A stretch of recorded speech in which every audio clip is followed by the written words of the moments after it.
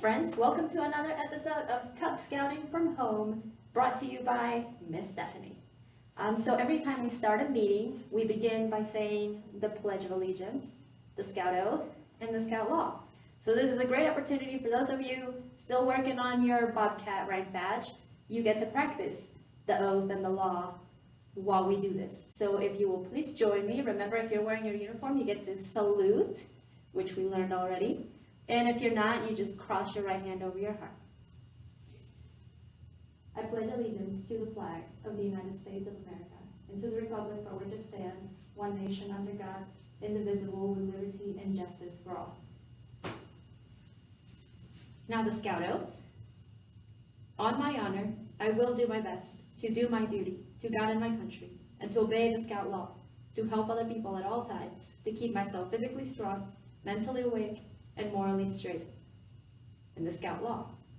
A Scout is trustworthy, loyal, helpful, friendly, courteous, kind, obedient, cheerful, thrifty, brave, clean, and reverent.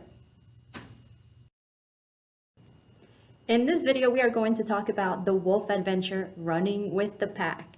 Now, there are 6 different requirements that we have to do, and we will cover most of them in this video. The rest of them will be for you guys to complete at home as homework.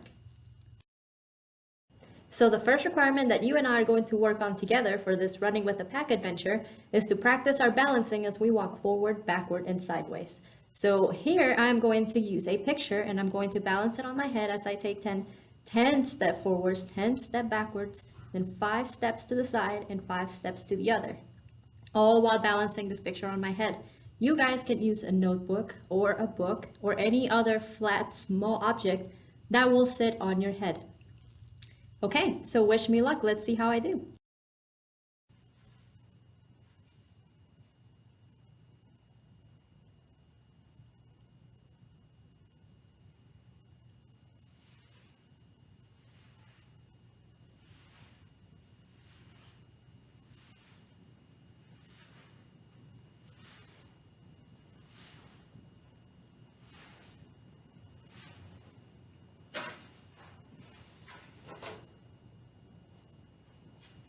Now backwards.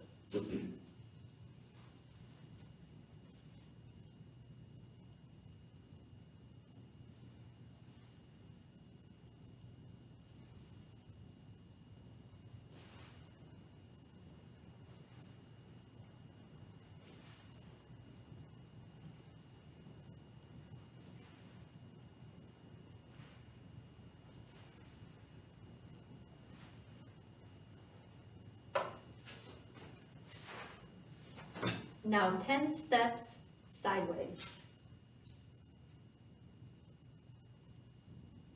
You can do 5 to one side and 5 back to the other.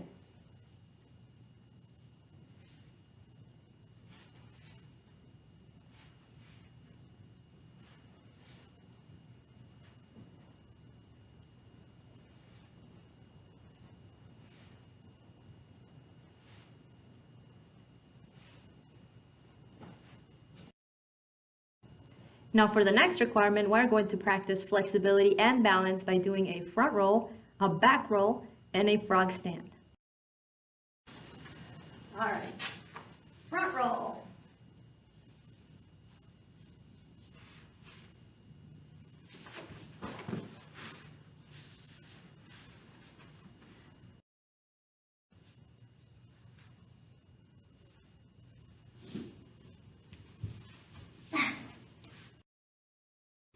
Now for the frog stand. For those of you who don't know what that looks like, hands on the floor. You're going to put your knees on the outside of your arms, like a frog, and stand on your hands. All right, friends, for the next part of the requirements, we're going to do an inchworm walk forward with a crab walk backwards, the same way we came. So let's do it. Okay, for those of you who don't know what the inchworm walk looks like, we start out like this, and if you can keep your legs straight, that means you're very flexible and awesome for you. I'm not quite there, so if you have to bend your legs a little bit, that's fine. So we're going to start by stretching out, walking on our hands until we are on basically a plank position. This is what they call a plank.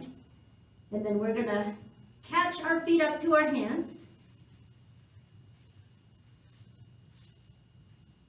And then we're gonna move away with our hands again, like an inchworm.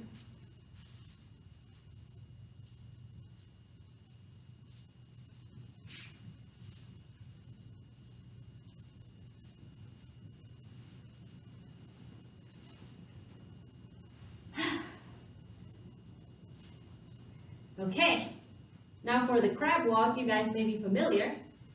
We start out on the ground or the floor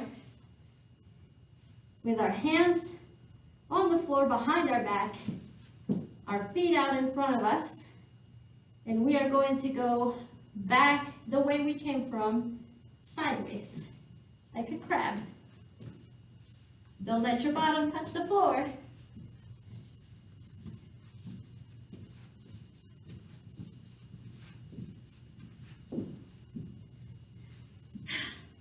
Well done, guys.